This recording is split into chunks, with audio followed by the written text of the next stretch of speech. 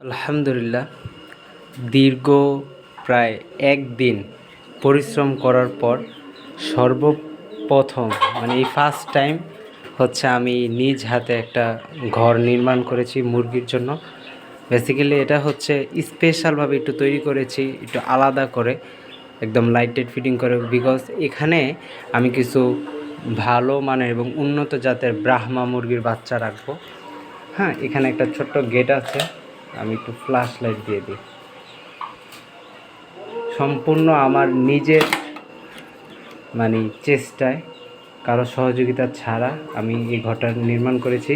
ঘরটা হচ্ছে 24x48, অর্থাৎ 2 ফুট বাই 4 ফুট। মোটামুটি অ্যাভারেজে অনেকগুলো বাচ্চা রাখতে চাইলে অনেকগুলো রাখা যাবে, আর বড় মুরগিও মিনিমাম 6-7টার উপরে রাখা যাবে। পোস্তে আছে 2 ফুট আর লম্বায় আছে হচ্ছে 4 ফুট।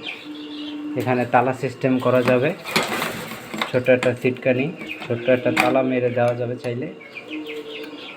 আর উচ্চতা দিয়েছি প্রায় 2.5 ফুট, 2 ফুট লিগেলভাবে আছে, আর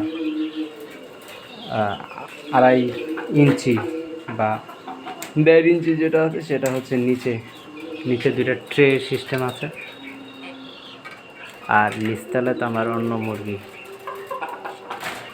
ধন্যবাদ সবাইকে।